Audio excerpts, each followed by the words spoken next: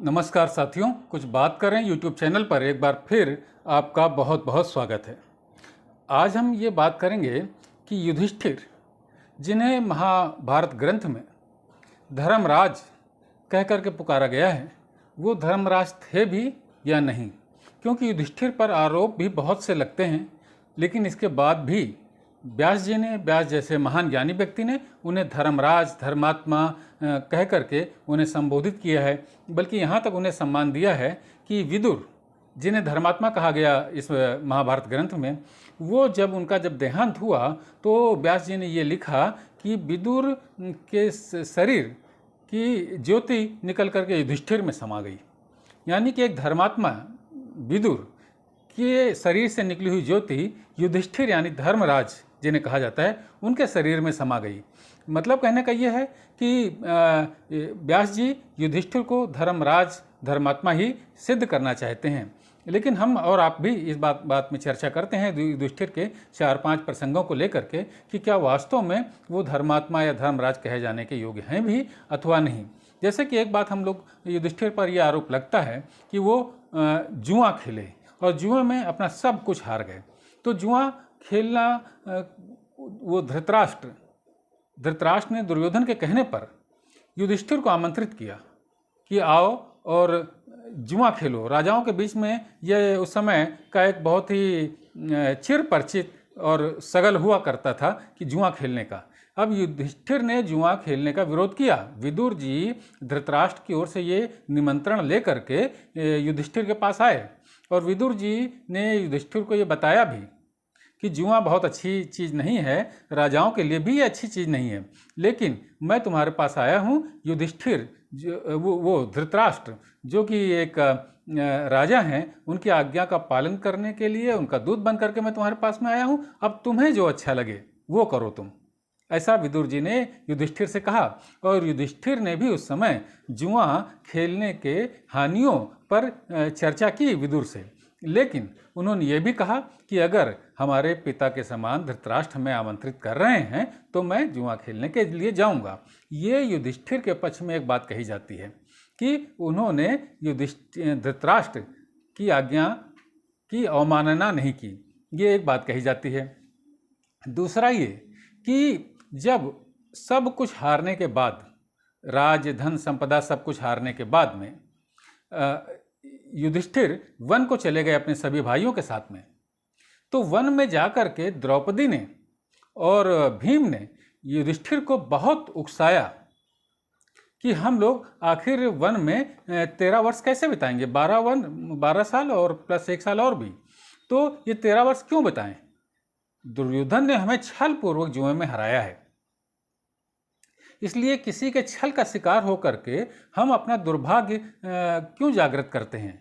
हम सभी 5 भाई बलवान हैं, कृष्ण भी हमारे साथ में हैं, तो हम क्यों नहीं इस जो संधि का, इस प्रतिज्ञा का जो कि हमें दंड मिला है वनवास का, इसका उल्लंघन कर देते हैं और उन पर आक्रमण करके उनके सभी भाइयों को मार डालते हैं और राज्य प्राप्त कर लेते हैं। इस बात पर युधिष्ठिर ने कहा नहीं। सभी लोगों के बीच में यह सहमति बनी थी कि जुए में अगर मैं हार जाऊंगा तो मुझे 12 वर्ष का एक वनवास और 1 वर्ष का अज्ञातवास करना होगा, तो वो मैं उसका उल्लंघन नहीं करूंगा। वो धर्म है इस समय हमारा कि हम उस संधि का, उस प्रतिज्ञा का पालन करें, इसलिए हमें ये 13 वर्ष का वनवास भोगना ही होगा। ये युधिष्ठिर ने कहा। इसका ये प्रसंग आप देखिए, इसके बाद आगे भी चर्चा करता हूँ। ये देखिए साथियों, यह है महाभारत का 2वां खंड और इसके वन पर्व के अंतर्गत ये प्रसंग है युधिष्ठिर वाला। यहाँ पर ये देखिए कि भीमसेन कहते हैं युधिष्ठिर से, दुर्योधन ने धर्म से, सरलता से और बल से भी हमारे राज्य को नहीं लिया है। उसने तो कपटपूर्ण जुए का आश्रय लेकर के उसका हरण कर लिया है। और उन्होंने युधिष्ठिर पर यह भी आरोप लगाया कि भारत, आप धर्म की इच्छा रखने वाले हैं, इस रूप में आपकी प्रसिद्धि है, अतः आपकी प्रिय अभिलाषा सिद्ध हो, इसलिए हम लोग ऐसे महान संकट में पड़ गए हैं। यानी कि वो युधिष्ठिर पर यह भी आरोप लगा रहे हैं कि आपकी प्रसिद्धि चूंकि धर्मराज की है, धर्म पर चलने की है, इसलिए उस चक्कर में आपने हम लोगों को भी जुए में हार दिया है और हम लोगों को भी ऐसे संकट में ला रहे हैं। इसलिए ये सब कहने का मतलब, इस पूरे अध्याय का मतलब यही है कि भीमसेन कह रहे हैं कि आप युद्ध करिए उनसे। लेकिन देखिए युधिष्ठिर क्या कह रहे हैं।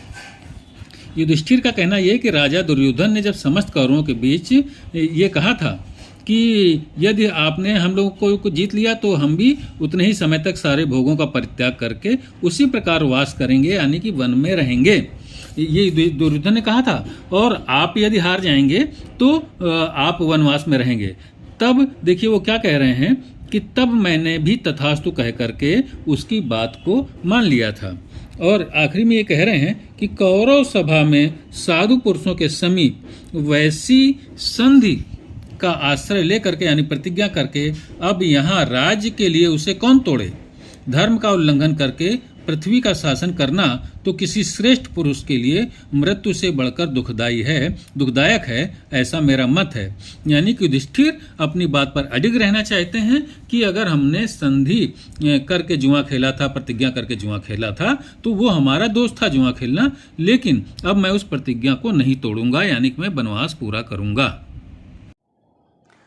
तो देखा साथियों, आपने युधिष्ठिर ने कहा कि जुआ खेलने के लिए हमें बुलाया भले ही उन्होंने था, लेकिन खेलना हमने अपनी मर्जी से स्वीकृत किया था। इसलिए जुए की शर्तों पर यदि हम हार गए हैं तो हमें उन शर्तों का पालन करना अनिवार्य है। ये युधिष्ठिर के धर्मराज होने के पक्ष में एक तर्क दिया जाता है। दूसरा जो एक है कि जब दुर्योधन अपनी सेना के साथ में द्वैत वन में जा रहा था तो उसका युद्ध एक यक्ष के साथ में हो गया और यक्ष ने उसे कैद कर लिया, उसकी सारी सेना को हरा दिया। कर्ण और तमाम वीर योद्धा उसके साथ में थे, वे सारे के सारे हार गए और दुर्योधन को उसने बंदी बना लिया यक्ष ने। जब ये समाचार उसी वन में रह रहे युधिष्ठिर और उनके भाइयों के पास में आया कि दुर्योधन को बंदी बना लिया है और दुर्योधन की सेना को हरा दिया गया है, तो भीम तो बहुत प्रसन्न हुए कि चलो हमारा काम यक्ष लोगों ने कर दिया, ये दुर्योधन को बंदी बना करके। लेकिन युधिष्ठिर ने कहा नहीं, तुम सब जाओ और दुर्योधन को मुक्त कराओ, क्योंकि जब हम आपस में लड़ रहे हैं तो भले ही वो 100 भाई हैं और हम 5 भाई हैं, लेकिन जब हमारे ऊपर कोई बाहरी व्यक्ति आक्रमण करता है तो हम सब मिलकर के 105 होते हैं। युधिष्ठिर के धर्मराज होने के पक्ष में यह भी एक तर्क दिया जाता है। दूसरा यह है कि हमने और आपने बहुत एक प्रसिद्ध प्रसंग इस महाभारत ग्रंथ में सुना होगा कि एक यक्ष ने ये चारों पांडवों का वध कर दिया था, उनके प्राण ले लिए थे जब ये पानी की तलाश में पांडव भटक रहे थे। अंत में युधिष्ठिर उसी तालाब के किनारे पहुंचे और उस यक्ष ने युधिष्ठिर से भी प्रश्न किया कि तुम मेरे प्रश्नों का उत्तर दो, और बिना प्रश्न का उत्तर दिए अगर तुम पानी पियोगे तो तुम्हारा भी हाल इन्हीं भाइयों के जैसा होगा जो कि मरे हुए पड़े हैं।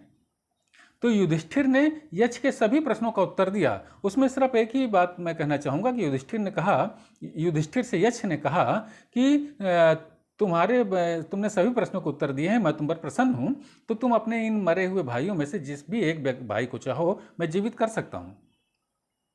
युधिष्ठिर ने कहा कि तुम नकुल को जीवित कर दो।